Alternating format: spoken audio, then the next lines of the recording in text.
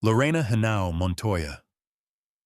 Around midday on December 27, 2012, a black Renault symbol pulled out of the San Jorge estate near Armenia, in Colombia's Quindío department, and headed toward the nearby town of La Tebaida. Inside the car was a 44-year-old woman whose name the Colombian press had been using as shorthand for a particular kind of organized crime widow for more than a decade. Lorena Henao Montoya, La Viuda de la Mafia, the widow of the mafia.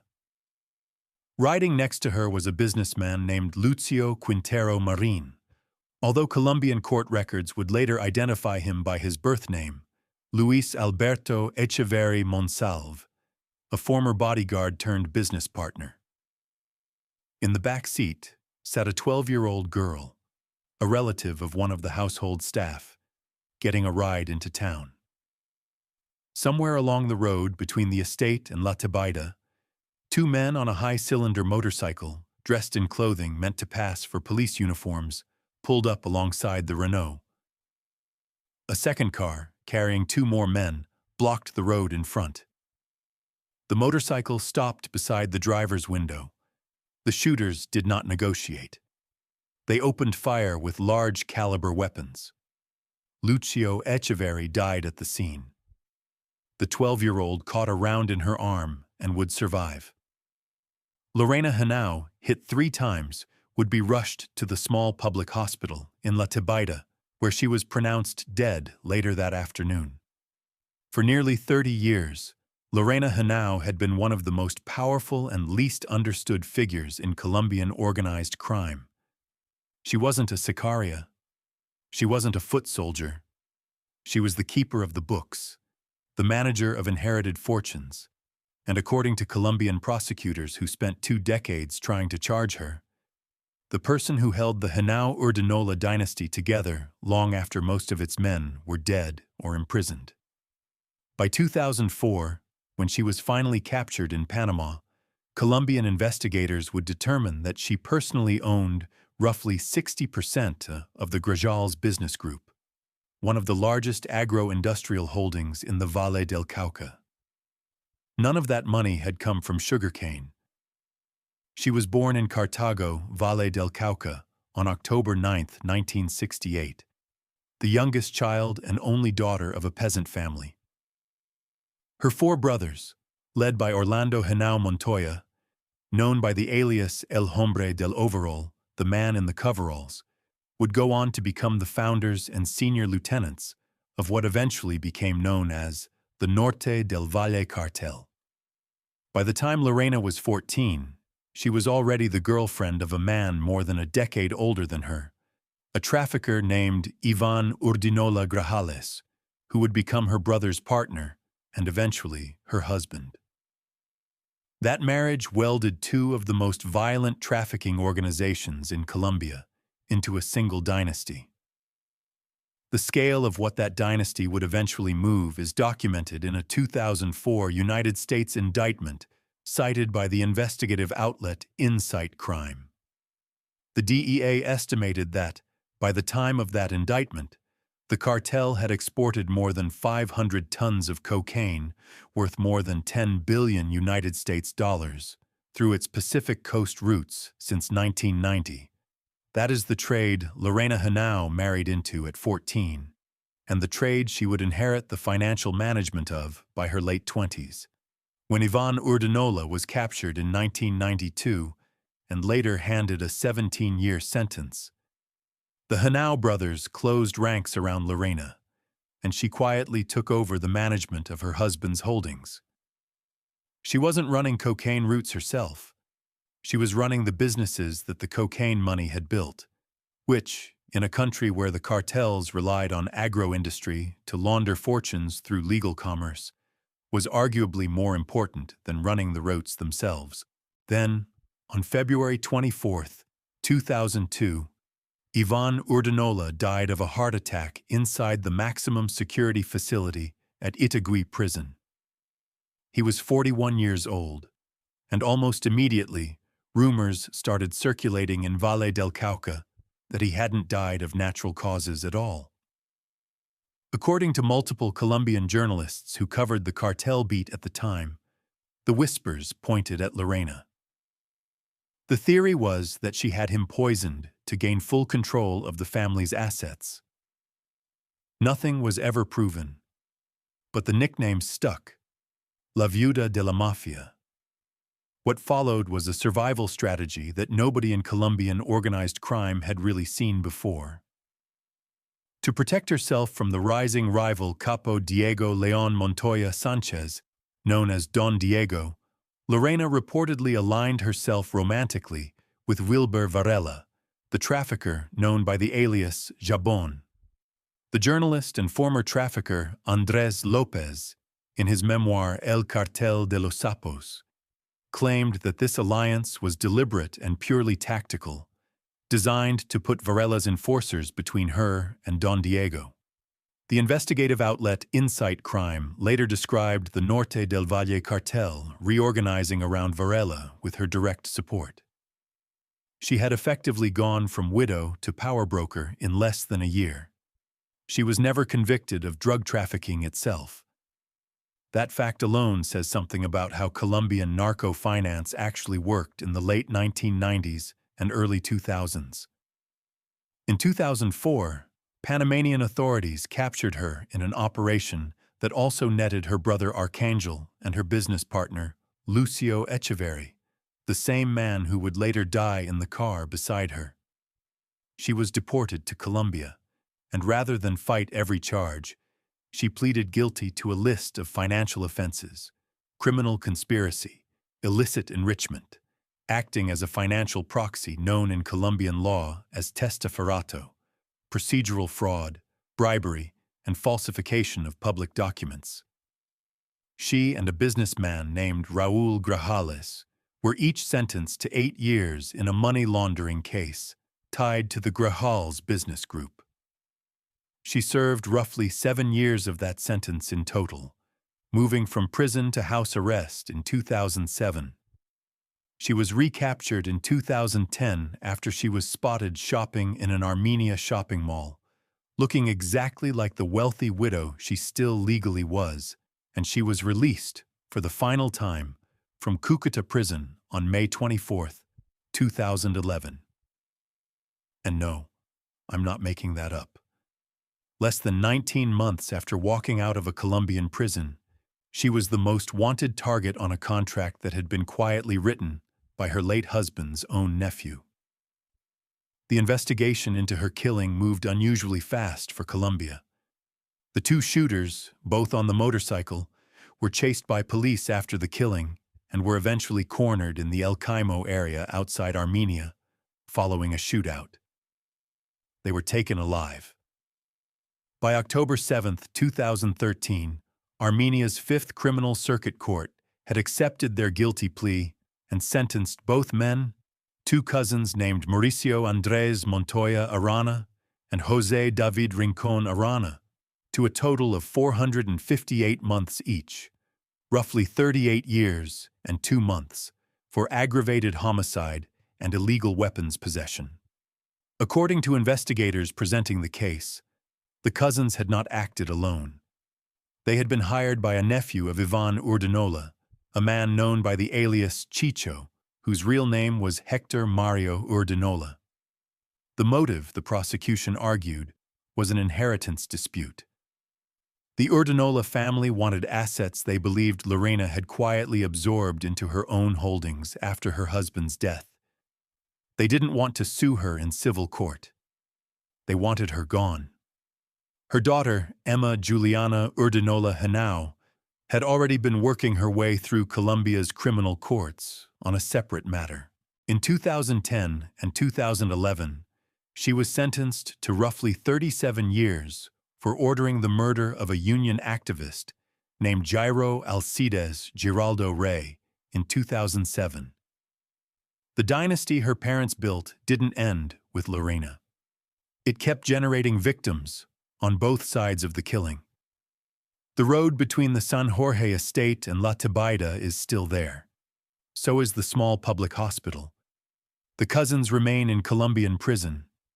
The nephew, Chicho Urdinola, has never been publicly tried for ordering the killing. And the question of how much of the Henao Urdinola fortune was ever actually recovered by the Colombian state remains one Colombian investigators have never fully answered.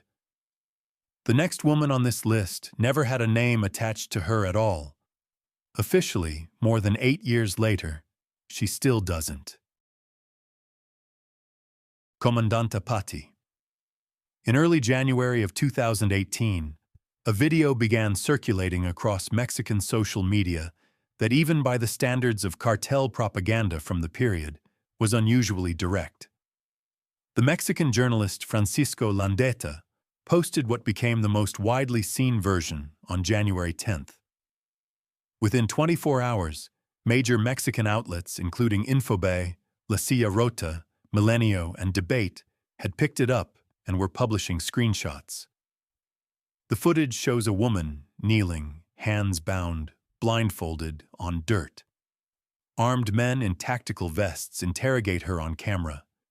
She identifies herself, in a flat, exhausted voice, as a member of the 35Z cell of Los Zetas, one of the most violent factions to emerge from the original Zetas organization after its founders started dying off. She says she has been organizing kidnappings in the Veracruz municipalities of Panuco, Ozulwama, and Tuxpan, and in Ébano, just over the border in San Luis Potosí. The interrogators ask her repeatedly whether she regrets what she did.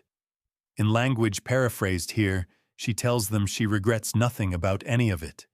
She tells them she worked for Los Z. The men holding her are wearing vests marked Fuerzas Especiales Grupo Sombra, a then newly emerging Gulf cartel splinter also known in northern Veracruz as Mafia Veracruzana.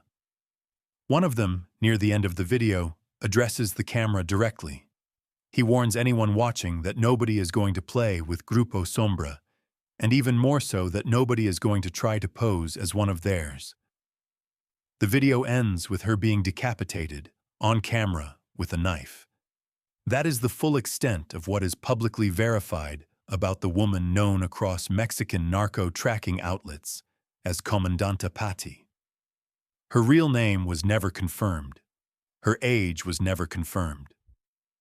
Mexican news outlets covering the case, throughout the months and years that followed, used the same phrase repeatedly, that her real identity was unknown. The Fiscalía General del Estado de Veracruz never issued a statement confirming the killing was real, identifying a body, recovering remains, or authenticating the video. The Federal Attorney General's office, the PGR at the time, declined to comment on the case at all. A secondary report later claimed her body had been found in a garbage bag somewhere in Veracruz. That report was never corroborated by police, by the Fiscalía, or by any major outlet on the ground. To this day, no Mexican prosecutor has confirmed her death using her name because no one knows what her name was. That's not a typo, by the way. One of the most viewed cartel execution videos of the past decade has no verified subject, no verified location, and no judicial paper trail. What investigators and journalists across the spectrum did agree on was the meaning of the video, regardless of who the woman in it was. The footage marked the first major public introduction of Grupo Sombra as a serious actor in northern Veracruz. The group emerged in the months leading up to the 2018 Mexican general elections, during a period when the Huasteca region of Veracruz was being violently redivided between remnants of Los Zetas, the Cartel del Golfo, and several splinter cells fighting over kidnapping routes, extortion networks, and fuel theft corridors along the Tuxpan pipeline. Comandante Patti, whoever she was, became the public symbol of that takeover. And in the 7 years that followed, Grupo Sombra would only grow. The same group, federal Mexican authorities have confirmed, was responsible for the abduction and femicide of a retired teacher and taxi driver named Irma Hernandez Cruz in 2025, a case that drew national outrage across Mexico and confirmed that the organization that had introduced itself to the country by killing Comandante Patti was still operating, still active in northern Veracruz, and still using the same playbook a full 7 years later. The 35Z designation she gave on camera is consistent with the internal numbering Los Zetas had been using since around 2012, when the original founders began dying off and regional cells were assigned numerical codes. Tamaulipas-based reporters who tracked Zeta's activity in northern Veracruz at the time said that 35Z was an active kidnapping unit operating around the Panuco River Basin, which matched the municipalities she named in the video. So her cartel affiliation, even if her personal identity could not be confirmed, was at least geographically and structurally plausible. Whoever she was, she had specific operational knowledge of a real cell, in a real territory, working real victims. Which is something cartel propaganda videos cannot easily fake, and almost never bothered to try. The video itself follows a pattern that had become depressingly familiar in Mexican cartel propaganda by 2018. The captors run the recording the way a prosecutor runs a courtroom. They interrogate the captive at length, list her crimes for the camera, and present a confession on tape before delivering a punishment. The captors in these videos are not interrogating to learn anything new. They are performing for the audience watching at home, for the rival cartel that lost her, and for the communities along the Panuco River that would have to decide which group to side with the following month. What makes Comandante Patti different from almost every other woman on this list is that, in a strict legal sense, nothing about her death has ever been adjudicated. There was no autopsy report made public, no body returned to a family, no arrests connected specifically to her killing. The Fiscalia in Veracruz had been overwhelmed by a statewide homicide crisis at the time, with hundreds of bodies being recovered from clandestine graves across the state during the same period the video circulated, and a single anonymous propaganda video, however graphic, did not become a priority. You'd think someone would have said something. Nobody did. Some Mexican analysts have argued that the figure of Comandante Patti was deliberately constructed by Grupo Sombra as a piece of branding, whether the real woman in the video was actually a Zetas commander, a lower-ranking operative, or simply a woman the rival group claimed was one in order to introduce themselves to Veracruz, will likely never be answered. What was confirmed in the years after the video surfaced was the trajectory of Grupo Sombra itself. The group consolidated control over kidnapping operations in northern Veracruz, expanded into fuel theft along the Tuxpan corridor, and became one of the primary security concerns flagged by federal Mexican authorities through the elections of 2020, 2021, and 2024. The video did its job. The territory changed hands. She has no marked grave. No surviving family ever stepped forward to claim her, publicly or privately. Her name, if she had one, has never been spoken on the public record.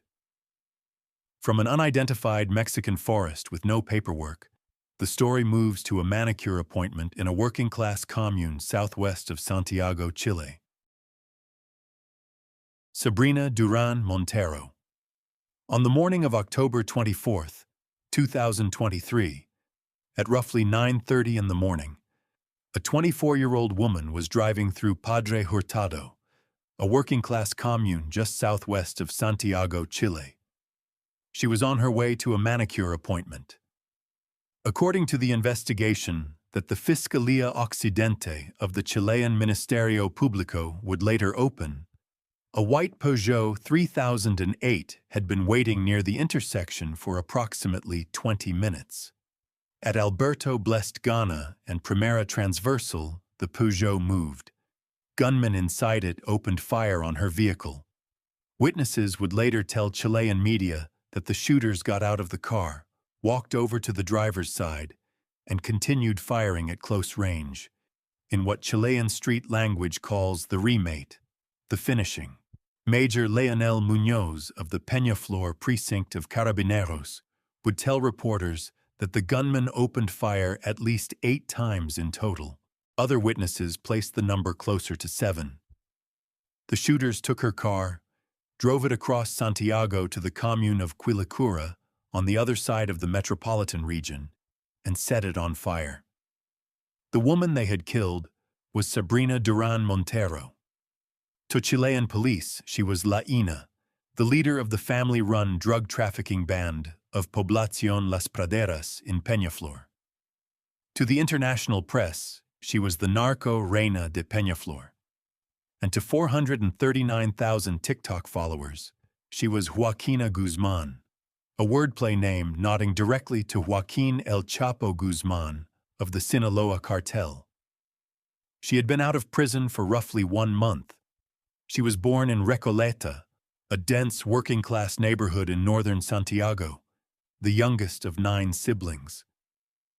She left home at 13.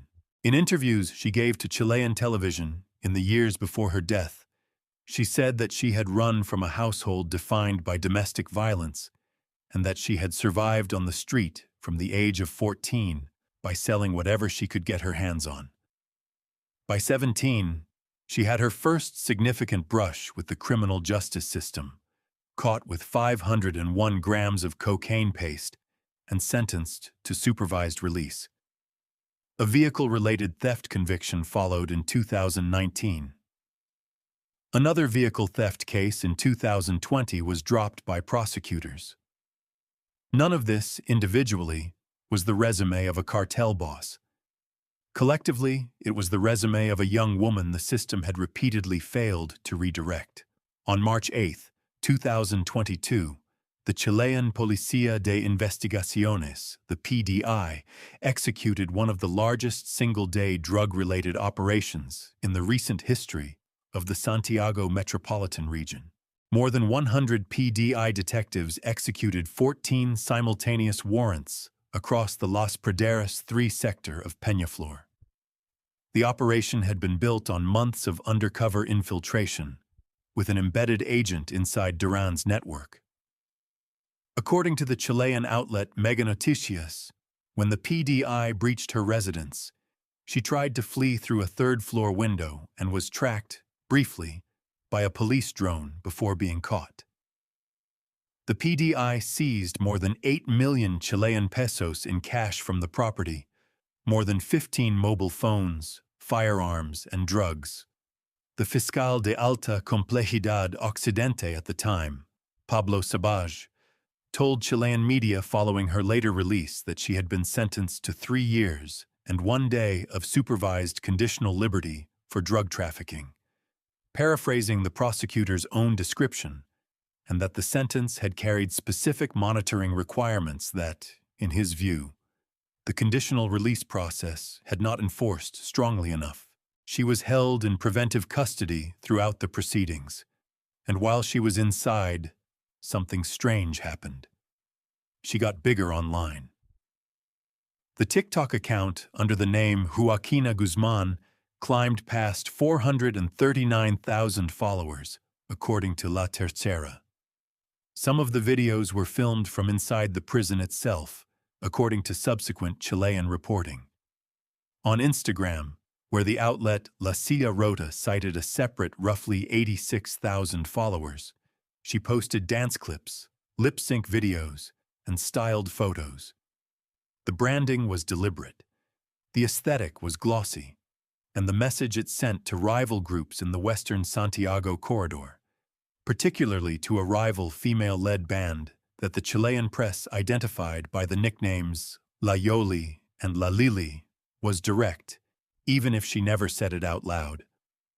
She was released in September of 2023. 1 month later, she was dead.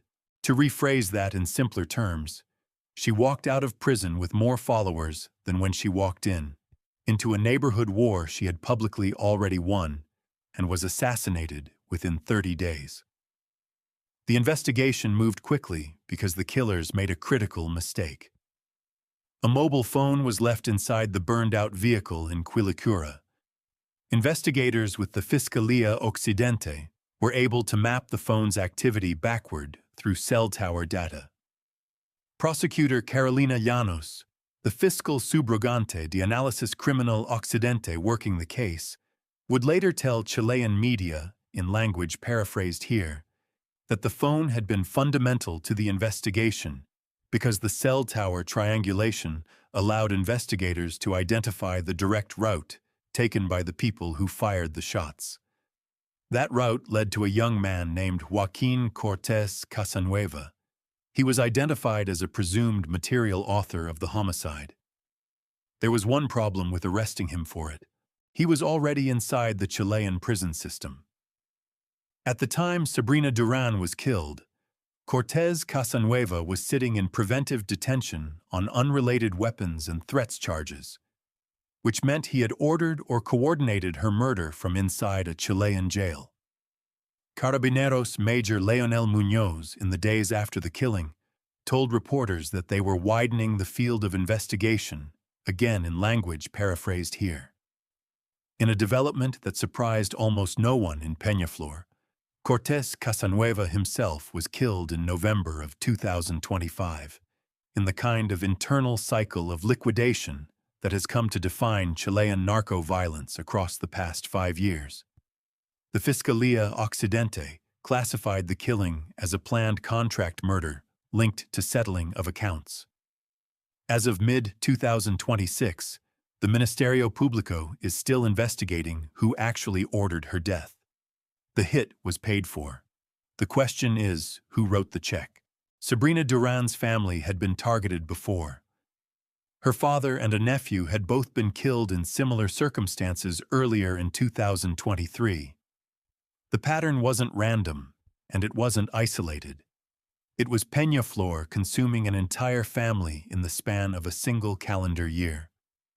Years before her own death, in a recorded interview with Chilean prison authorities, Sabrina Duran had said something that, paraphrased into English, has stayed in Chilean true crime reporting ever since. She said that drugs had taken from her everything she had loved most in her life, naming her childhood, her youth, and the man she had loved more than anyone. And somehow, it gets worse.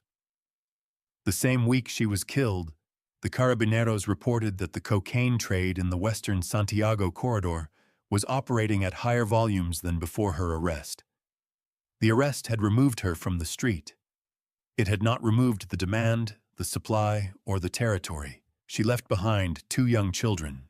From Chile, the story moves north, back to Colombia, to the parking garage of a luxury shopping mall in the most photographed neighborhood in Medellin. Maria del Pilar Zea Cobo. Around 7 o'clock in the evening on May 8, 2025, a woman known across 2 Colombian cartels, simply as La Reina, the Queen, sat behind the wheel of her armored Toyota Land Cruiser in the parking garage of the Mall del Este, in the wealthy Medellin neighborhood of El Poblado.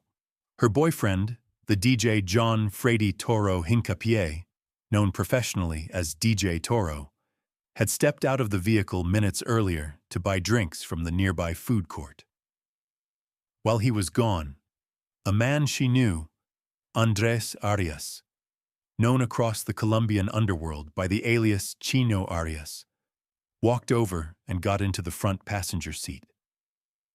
The conversation between the two of them, according to subsequent reporting by El Colombiano and Semana, did not last long.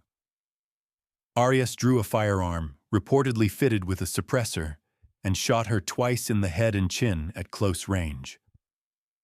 According to Semana's reconstruction, he also placed a plastic bag over her head to finish the job. Then he walked, calmly, to a gray Chevrolet Emotion already parked nearby, got in, and drove out of the parking structure. He was captured on the mall's CCTV system carrying a bag as he left. DJ Toro returned with the drinks and found her mortally wounded. She was transported to the Clínica El Rosario, where she was pronounced dead on arrival. Maria del Pilar Zea Cobo had spent more than 2 decades quietly accumulating a position that would put her on a United States federal indictment in 2 separate jurisdictions, owe somewhere around 40 billion Colombian pesos to multiple cartels, and reportedly cooperate with the United States Drug Enforcement Administration in exchange for judicial benefits. All three of those things simultaneously. She was a Cali native, born and raised inside the social world that the Cartel del Norte del Valle had been building since the late 1980s. According to United States federal court documents in Florida and Texas, accessed and reported on by Colombian outlets after her death, she had been identified, through the testimony of cooperating traffickers in U.S. cases, as a major Pacific Coast cocaine exporter running a route that went from the Colombian Pacific through Central America into the United States market. The operation was reportedly run, by the early 2020s, in association with the Clan del Golfo, the largest organized criminal group currently operating in Colombia. According to an El Colombiano exclusive published after her killing, the FBI and the DEA had put her under serious surveillance starting in 2022. The trigger for that surveillance was a single seizure. Roughly 1.2 metric tons of cocaine intercepted in Puerto Limón, a Costa Rican port city on the Caribbean coast. The shipment was hers, according to the U.S. agencies. From that point on, she was not just a Colombian narco-financier. She was an American federal court name. What made her unusual wasn't the volume. What made her unusual was the trajectory. By late 2024, according to multiple Colombian outlets including Semana and El Colombiano, she was carrying debts to several cartels, totaling roughly 40 billion Colombian pesos. Within that total, a single line item kept showing up in the reporting. Roughly 10 million United States dollars, reportedly owed for shipments that had been intercepted or lost. The figure remains unconfirmed by court documents, but Colombian narco-tracking journalists have been citing it consistently since the days after her death. To put that in context, that is the kind of number that ends narco careers very quickly. Faced with that exposure, she reportedly began cooperating with the DEA in exchange for judicial benefits, which is the part of the story that explains everything else. She was living publicly, without protective custody and without a security detail. She drove herself, in her own vehicle, to a mall she frequented regularly, in the most photographed parking garage in Medellin. And no, I'm not making that up. A woman with a 40 billion peso debt to multiple cartels, reportedly informing on at least one of them, was running her own errands in El Poblado with no security. She had also recently become a tabloid name in Colombia for an entirely different reason. Her daughter, Maria Paula Trujillo Zea, had married the Colombian reggaeton singer Pipe Calderón on March 10, 2025, in a wedding she reportedly financed at a cost of roughly 200,000 United States dollars. Her face had been in glossy Colombian magazines for 2 months by the time of her killing. The reggaeton press had described her as a glamorous, wealthy mother-in-law. The cartel press, when her death was reported, would describe her as something else entirely. It is, in retrospect, a remarkable piece of timing. 2 months earlier, she had been photographed publicly as the elegant matriarch of one of Colombia's biggest reggaeton weddings of the year. 2 months later, the same gossip pages would be running her death photograph in a parking garage in El Poblado with the same name attached. Her son-in-law would publicly state after her death that she had been 59 years old and that she would have turned 60 later that year. The Medellin investigation now operates on the hypothesis that the killing was a narco vendetta tied to her debts, her cooperation with the DEA, or both. A Semana investigation published in the weeks after her death has linked the killing back to the recently released Norte del Valle capo Juan Carlos Ramirez Abadia, known as Chupeta, whom she had reportedly visited in Brazil before his capture by Brazilian and U.S. authorities in 2007, and whom she was rumored within the trade to have helped the DEA locate. He has not been charged in her death. The investigation is ongoing. Chino Arias, the shooter, fled the country and remains the prime suspect. One detail about her death has never been resolved. It speaks, in its own way, to how little anyone actually knew her in life. Police and El Colombiano reported her age as 41. The outlet Las Tuorillas put her at 44. Semana reported 60. Her son-in-law, Pipe Calderon, publicly stated she was 59, about to turn 60 that year. 4 different ages in 4 different sources for the same woman, killed the same evening. La Reina, in the most literal sense, had no fixed identity in the public record. The closest thing Colombia has to a confirmed age for her is the one her son-in-law gave in the press, which means the most reliable number we have for the woman at the center of a United States federal cocaine case, a DEA cooperation, and a Medellin mall assassination, came from the reggaeton singer who married her daughter 2 months earlier.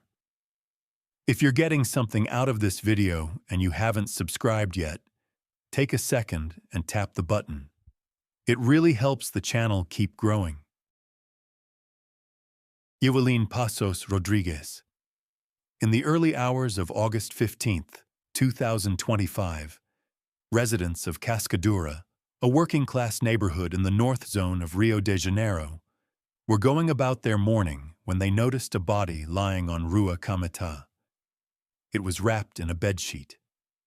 The Policia Civil's Delegacia de Homicidios was on the scene within hours.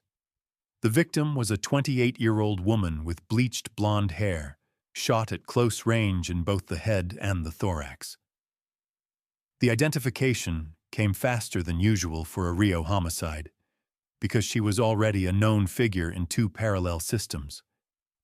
In the Brazilian justice system, she was a fugitive with at least 3 open arrest warrants from the state of Santa Catarina, more than 1,400 kilometers to the south.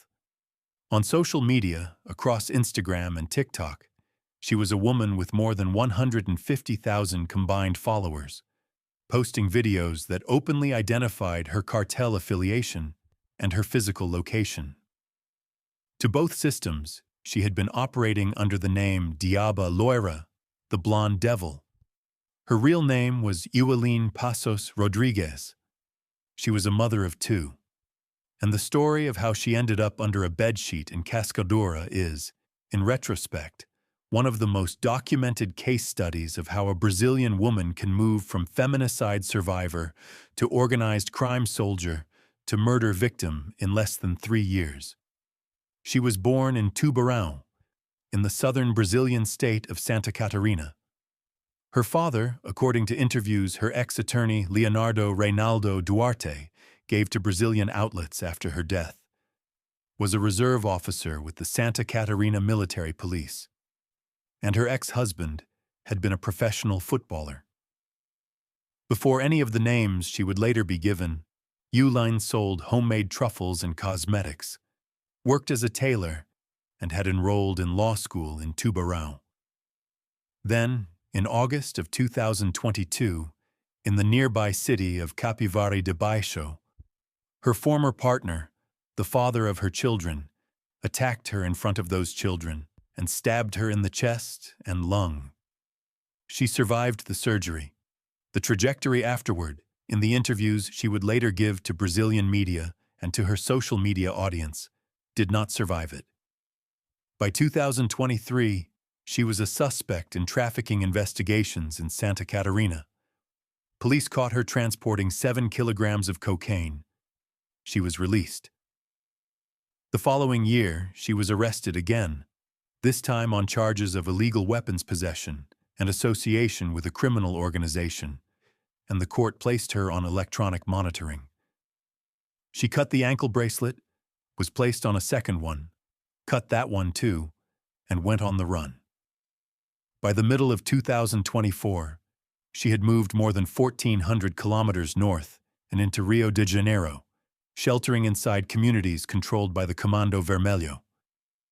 She bounced between the Complexo do Alemão, one of the largest favela complexes in Latin America, and the Gardenia Azul neighborhood in the western zone of the city. It was inside the CV that she received the alias she would die under. Before Diaba Luara, she had been called Pitbull. She dropped that one as the new one started circulating online. The social media presence grew during this period. Reporting by O Tempo, carried through the Folha Press network, put her at more than 150,000 followers across Instagram and TikTok by the summer of 2025, where she posted videos brandishing assault rifles, dancing inside CV territory, and openly identifying her faction. Some earlier accounts, particularly the initial reporting by ND Mais, used a lower follower figure of around 70,000, but the most cited count at the time of her death was the higher number. Santa Catarina had at least 3 open arrest warrants out for her during the same period, covering drug trafficking, criminal organization, and violation of judicial measures. In her own posts, paraphrased here from a recurring caption she used across multiple videos, she told her followers that she would not be taken alive, that the only way she was ever leaving the favela was in a coffin. In June of 2025, she was filmed on the ground during a Polícia Militar operation in Gardenia Azul, returning fire toward officers. That summer, something inside the Comando Vermelho broke down for her. According to subsequent Brazilian reporting, she had crossed over to the rival Terceiro Comando Puro, a smaller faction with deep mutual hatred for the CV, and was operating under a TCP unit known as the Tropa do Coelhão, led by a man named William Evans Silva, based in the Serrinha area of Madureira. In Rio's faction system, defections like that register as betrayal, and the Comando Vermelho does not forgive them. To rephrase that in simpler terms, she had walked from one of the largest criminal organizations in Latin America into one of its sworn enemies, with 150,000 followers watching the move in real time. What happened next was an active armed confrontation between the Comando Vermelho and the Terceiro Comando Puro around the Morro do Fubá and Campinho communities in the city's north zone. Yulene was caught up in it. Whether she was shot in crossfire or specifically hunted is the part the Delegacia de Homicidios is still working out. According to early reporting by Terra, one of the prime suspects was a Comando Vermelho member known as Th da Penha, who, according to the same reporting, was also responsible for leaking an intimate video of her online in the days after the killing.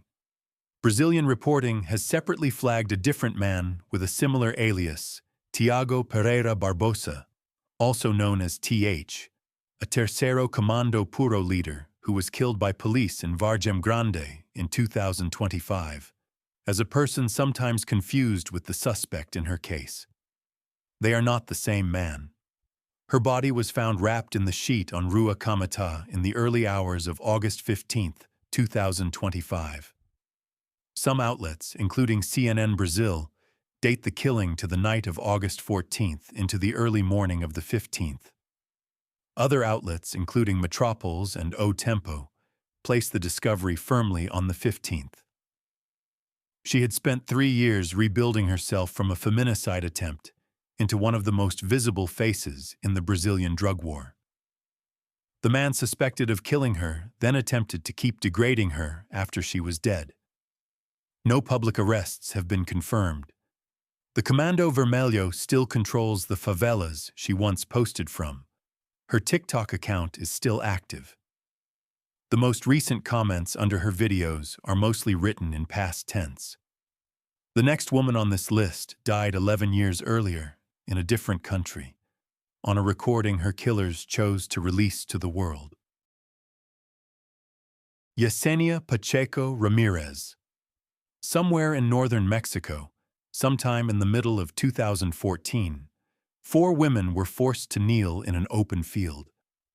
Around them stood a group of armed men wearing the insignia of Los Zetas, the Mexican cartel that had spent the previous several years losing ground to the Gulf Cartel across the state of Tamaulipas and the broader northeastern corridor. One of the kneeling women was identified by name on camera.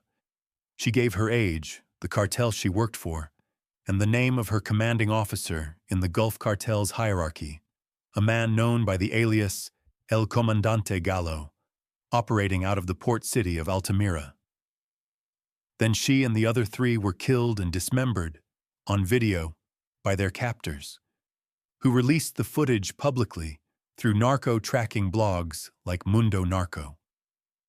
The woman who had been most prominently identified was in her early to mid-20s, originally from Navolato in the Mexican state of Sinaloa, and known across Mexican narco-tracking outlets by the alias she had earned for the way she killed people. La Güera Loca, the crazy blonde. By the time Los Zetas got her, she was reportedly the first woman in the Gulf Cartel's roughly 30-year history to have been given her own all-female cell to command. Before going any further with her case, the same caution applies that applied earlier to Comandante Patti. Almost everything publicly known about Yesenia Pacheco Ramirez comes from cartel propaganda video and from narco blogs that aggregated those videos. There are no public Mexican court documents establishing her role in the cartel. The Procuraduría General de la República never indicted her by name. Even her surname is disputed across sources. Some Mexican outlets, including Infobay and Debate, refer to her as Pacheco Ramirez.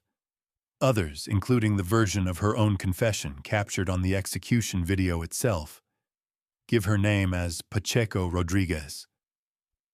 Both names refer to the same person. Neither has ever been confirmed by a Mexican prosecutor. That's not a typo, by the way. The woman at the center of one of the most cited female sicaria cases in modern Mexican narco history has 2 different last names attached to her, depending on which outlet you read. She was born in Navolato, in the state of Sinaloa, the same state that produced the Sinaloa cartel. According to the consistent line that runs through every Mexican outlet that has covered her, from Infobay to Debate to Vanguardia, almost nothing is known about her life outside organized crime. She was recruited into the Gulf Cartel around 2009, in her early 20s, almost certainly through one of the cross-state networks that the Gulf Cartel had been building for years between Sinaloa and Tamaulipas. She started at the bottom of the cartel structure as a halcona, a lookout. A halcona, in Gulf Cartel hierarchy, watches streets, hotels, plazas, and border crossings, and reports movements back to higher-ranking sicarios. It is the entry-level job. Until Yesenia, it had been an almost universally male role. Within roughly 3 years, she had moved from halcona to sicaria, and from sicaria to commanding her own all-female unit. The unit reported up to a Gulf Cartel boss known as El Comandante Gallo in Altamira, Tamaulipas, in the port and petroleum corridor along the Gulf Coast, that the Gulf Cartel had been fighting Los Zetas for since 2010. The unit's internal name varied across reporting.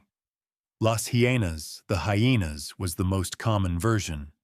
Las Flacas, or Las Flacuatas, the skinny ones, was the alternative used by some Tamaulipas outlets.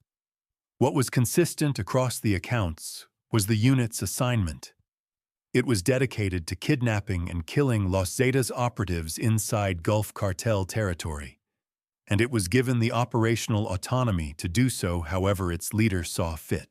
The Observatorio Colombiano del Crimen Organizado, in an analysis later carried through Insight Crime, would write in language paraphrased here that her fellow sicarios and traffickers themselves considered the violence and brutality with which she killed her enemies unusual, even by their own internal standards.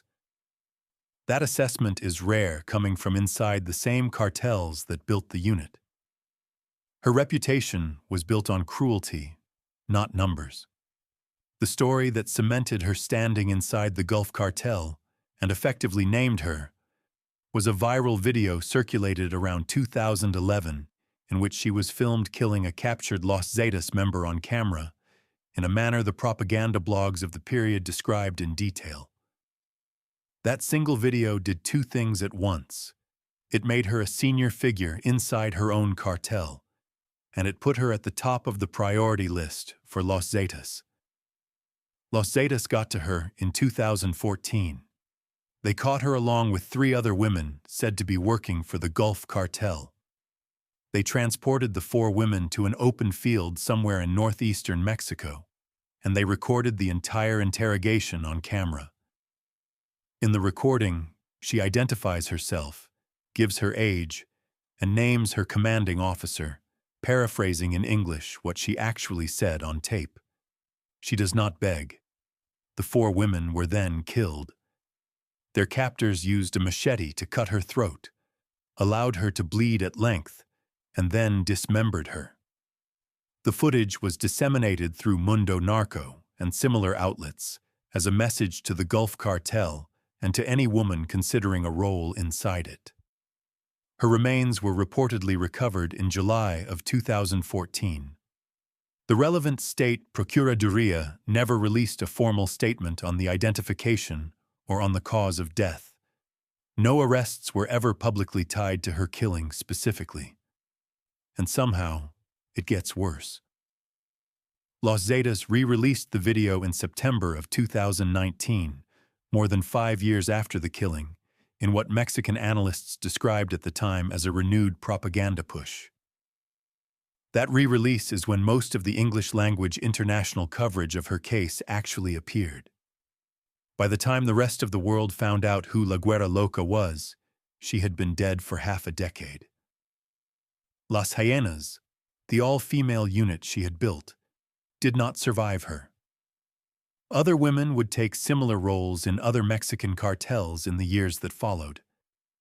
The model itself, of a woman commanding a Sicaria cell with full operational independence, effectively died with her in that field.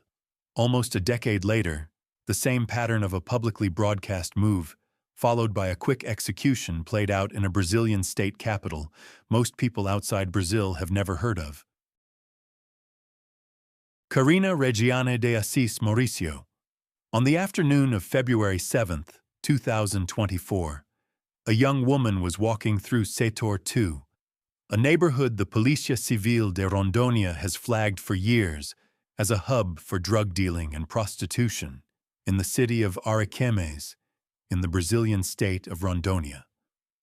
Around 2 o'clock in the afternoon, on Rua Bolívia, 2 men on a motorcycle pulled up beside her. They opened fire with a .38 caliber pistol. By the time the shooting stopped, she had been hit at least 13 times. The Policia Civil's regional delegate, Ricardo Rodrigues, would later confirm to local Brazilian outlets that the killing showed every hallmark of a contracted execution. The victim was Carina Regiane de Assis Mauricio.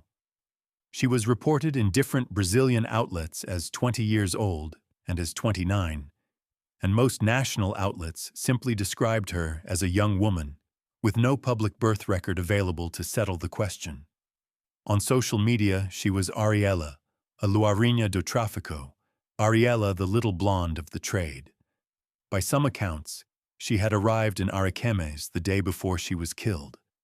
If you had asked anyone in Ariquemes about her one day before the shooting, you would have heard a different answer than you got the day after. She was not local. She had not lived there long, and she was already on the wrong side of the war that runs underneath every Brazilian state. Brazilian organized crime, for the purposes of this story, runs on 2 major rival factions.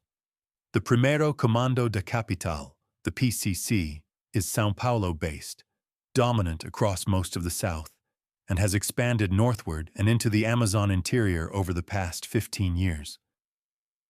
The Comando Vermelho is Rio de Janeiro-based, dominant in the southeast favelas and parts of the north, and shares a border-style hostility with the PCC across every state where their territories touch. Crossing from one of these factions to the other is, in the practical reality of Brazilian organized crime, a death warrant. Carina was, by all available accounts, a soldier of the PCC. Almost no biographical detail beyond that has ever been verified. Her hometown is not in any major source.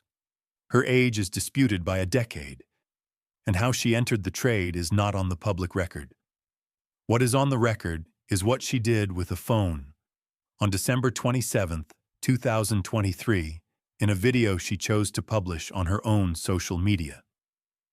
In the video, paraphrased here from a transcript published by Revista Oeste, she announced that she was no longer aligned with the PCC. She said that where she lived, it was only Comando Vermelho, and she was aligning with the Comando Vermelho again. To rephrase that in simpler terms, she had used a public platform, with her own face on camera, to switch sides in the Brazilian drug war. The video circulated within the PCC's communication networks within hours. Brazilian organized crime researchers who track faction defections have repeatedly noted that in cases like this, the punishment is almost always already in motion before the post is even cold. The PCC operates internal tribunals with rules that include the death penalty for betrayal. The Comando Vermelho, on the other end, has no real way to protect a low-level new recruit in a city the PCC controls. Ariquemes is PCC territory. Carina appears not to have fully understood the speed at which a defection of that visibility could be answered. She continued posting from Ariquemes. She did not relocate to a state controlled by the Comando Vermelho. By February of 2024, the people who needed to find her knew exactly where she was, down to the street. At around 2 in the afternoon on February 7, 2024, the motorcycle pulled up on Rua Bolivia. The murder weapon was a .38 caliber pistol. There is some confusion in Brazilian reporting about the day of the week.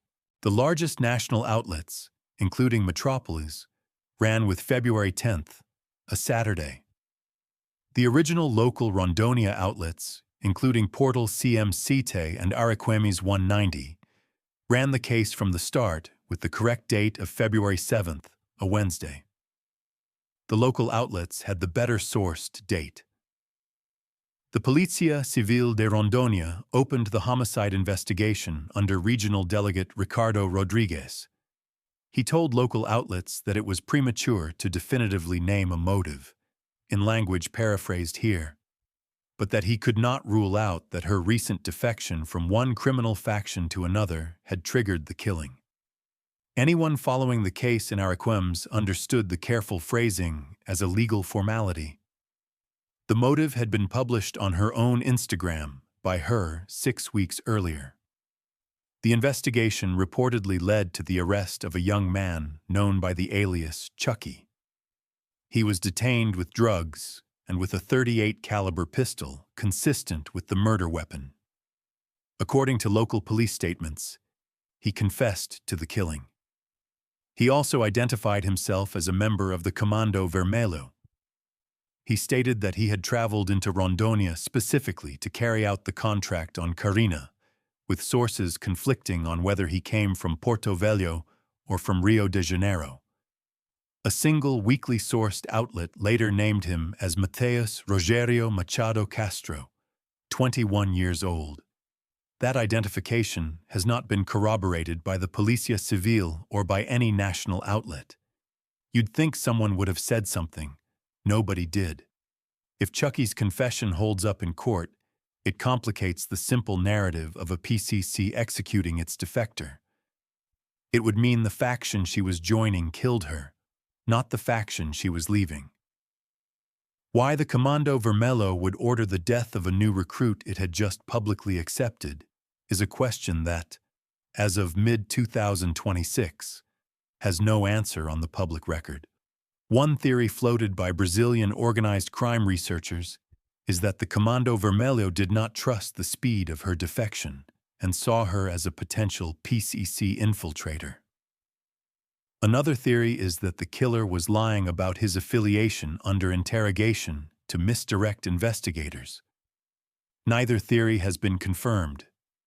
As of mid-2026, no completed judicial process has been publicly reported in her case. The Primeiro Comando da Capital continues to dominate the drug trade in the Rondônia interior. The Comando Vermelho did not retaliate in Araquemes. The defection had already been answered. The last woman on this list was the youngest. She died almost a decade earlier on the United States-Mexico border in a parking lot a short walk from the International Bridge into Texas. Jocelyn Alejandra Niño. On the afternoon of April 13, 2015, Mexican federal authorities responding to a tip in the city of Matamoros, Tamaulipas, opened the back of an abandoned truck parked off Lauro Villar Avenue near a Soriana supermarket and a short walk from the International Bridge that connects Matamoros to Brownsville, Texas. Inside the truck was an ice cooler, the kind used at backyard parties to keep drinks cold. Inside the cooler were the dismembered remains of a young woman. Two more dismembered bodies were found in the same area, near the truck. One was a second woman, reportedly also a Gulf Cartel member. The other was a decapitated man, again linked to the same cartel faction. The female remains in the cooler were identified by a single tattoo on the forearm. It read, Niño. The body belonged to Jocelyn Alejandra Niño, believed to be somewhere between 18 and 22 years old, who in the previous 3 months had become one of the most photographed alleged female cartel operatives in modern Mexican history. Her death was claimed publicly within hours by the rival Los Metros faction of the Gulf Cartel.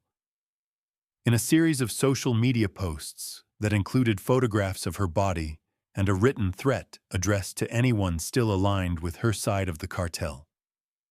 She was born sometime in the 1990s in Rio Bravo, Tamaulipas, a border city in the Gulf Cartel's traditional heartland. According to reporting compiled by the Tamaulipas-based citizen journalism account Valor por Tamaulipas, by her late teens, she had been recruited into the Los Ciclones faction of the Gulf Cartel, led by a trafficker named Ángel Eduardo Prado Rodriguez, known by the alias Ciclón 7. Her assigned role, according to the same reporting, was as a foot soldier-level sicaria responsible for helping fight off incursions by Los Metros, a rival Gulf Cartel faction, led at the time by operatives known by aliases including El Gafe, Comandante Toro, and Metro 98. Her age was never formally confirmed, and she had no recorded criminal charges or convictions to her name at the time of her death. What launched her into national attention was a single image. On January 5, 2015, the citizen journalism account Valor por Tamaulipas, an anonymous page that has covered the Tamaulipas drug war since 2012, posted a photograph of her on social media.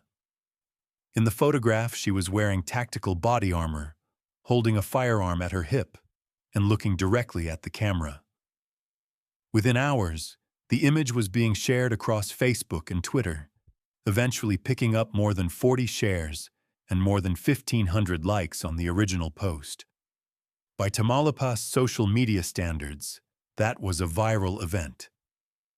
Investigators in Tamaulipas later told Mexican outlets that the photograph had not been leaked by accident. Their working theory was that it had been planted by Los Metros itself, the rival faction, with the goal of getting her face into the public record. Once a foot soldier-level operative inside a rival cartel had been publicly identified, federal Mexican authorities would start hunting her. Journalists would start reporting on her, and her own organization would be forced to either hide her or burn her.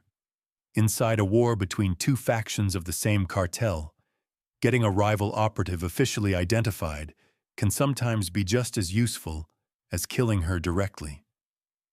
3 months passed between the publication of the photograph and the discovery of her body.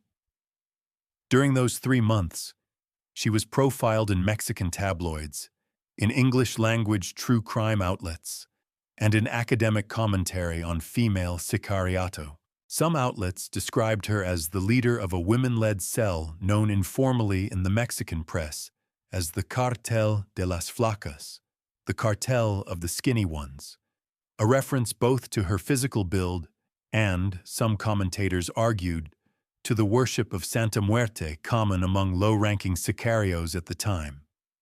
Other, more careful investigative outlets, including the San Antonio Express News and the magazine Proceso, described her not as a leader, but as a foot soldier-level operative reporting up to Cyclone 7. The distinction matters. It is the difference between a documented kingpin and a young woman who became a useful symbol for everyone else in the conflict. She had no formal charges. She had no convictions. What she had was a tattoo, a rifle, and a single photograph. Between April 12th and April 13th, 2015, she was captured by Los Metros in Rio Bravo, along with 2 other people, a second woman, also a suspected Los Chiclones member, and a male operative. According to Tamaulipas's reporting and to the autopsy summary later released by the relevant Procuraduría, all 3 were tortured before they were killed.